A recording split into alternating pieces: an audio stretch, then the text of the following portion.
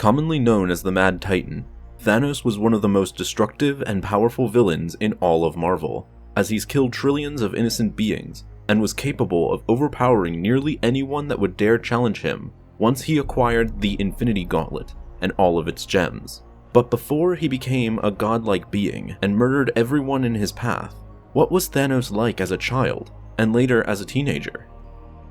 Thanos was born on the Saturn moon Titan as a part of a group known as Titanians, who were eternal beings ruled by the exiled Eternals A'ars and Sui-San. Most of those whom they created shared their same physical traits and characteristics, but Thanos was not among them.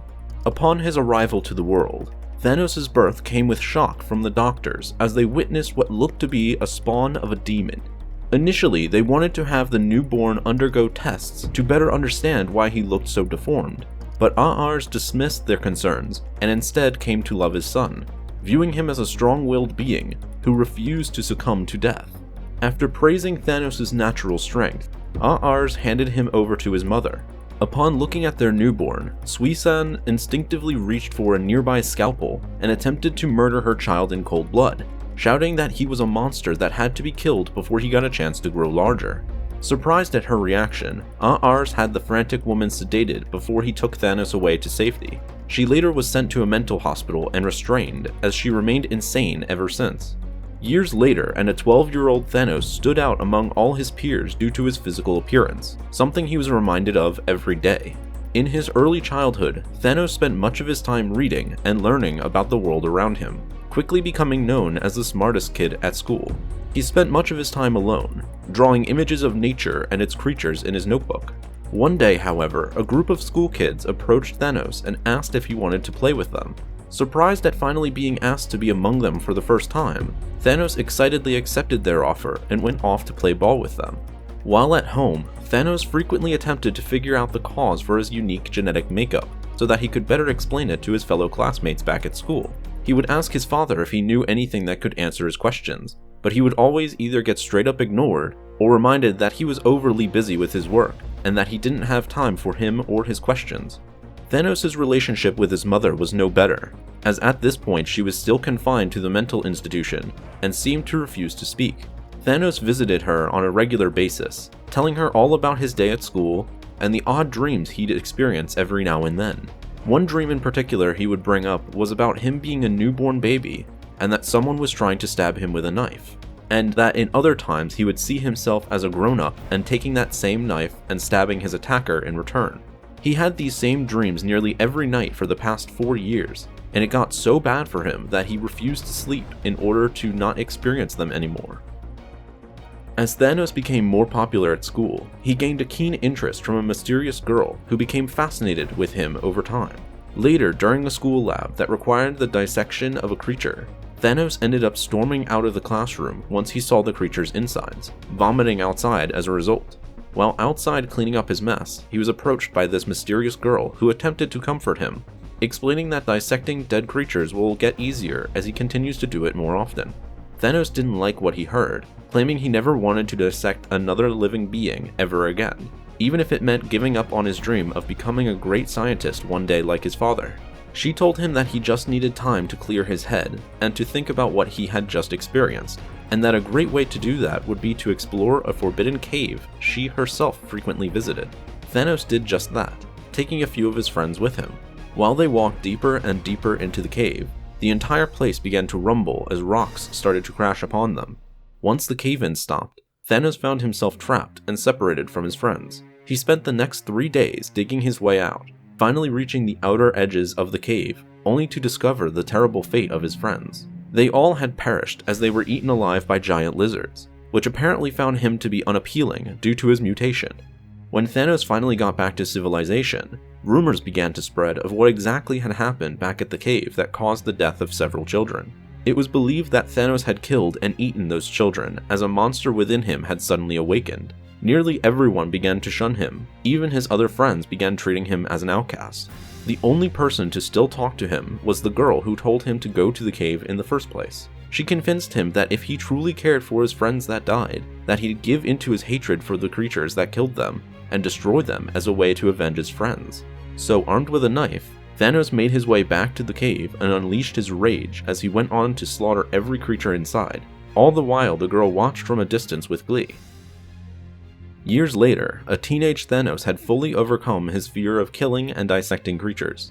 He quickly passed all his lab tests, fully dissecting creatures and studying them so effectively that he was able to describe their entire life story from just examining their organs alone. He got bored with school as it didn't have enough to teach him, so he went on to create his own secret laboratory where he experimented on his own accords. He experimented on live creatures, painfully removing their body parts one at a time just so he could study them for knowledge. He viewed himself at this time as a valued scientist, bent on discovering the answer to who he really was and why he was so different from everyone else. Despite his dedication to science, he made little gains on answering his biggest questions.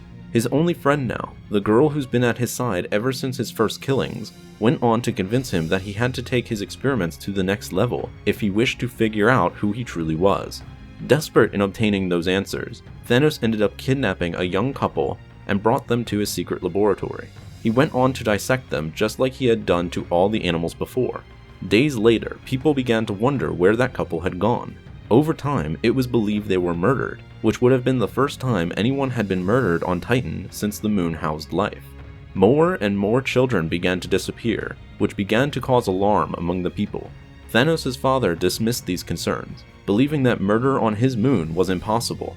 But the same could not be said about Thanos' mother, who knew right away that it was her son who had been committing these heinous acts. She finally spoke to him, perhaps the first time since she returned home from her confinement, that she knew the monster he truly was.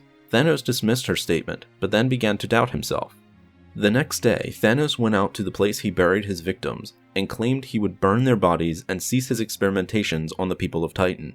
The female friend asked if he had enjoyed what he had done, a question that offended Thanos, who claimed that he was a scientist, not a butcher that enjoyed senseless murder. After burning the last bodies, Thanos vowed to never kill again. 2 weeks later, and Thanos was back there again, burying his latest victim. He admitted that she was right, that he did enjoy killing. She reassured him that he shouldn't be ashamed of his actions, that he was just doing what was in his nature. Finally, after all these years, Thanos revealed his true feelings toward her. She was the only person in his life that understood him, who even tried to do so. He wanted to run away with her to someplace they could be together alone forever. He then tried to give her a hug, only to be slapped by her in return. She now knew she had full control over him as he admitted his love toward her. She then called him out for being weak and a coward, and for taking so long to finally accept who he was. That those who feared themselves were unworthy of love, but that he had potential to change all of that by fully embracing his twisted nature. And so Thanos did. He fully embraced the evil within him. He then did the unthinkable. He kidnapped his own mother and brought her to his laboratory. When she awoke, he gloated to her of all the ill doings he'd done over the years, all the instruments of torture he created, and all the murders he committed. How all that time he convinced himself he was doing it all to find answers, while in reality he just loved killing. It was that simple, and she was right about him from the very beginning. He then grabbed a knife and murdered her, cutting her up like all his previous victims. Once she was dead, Thanos recalled the day he was born and how she tried to kill him.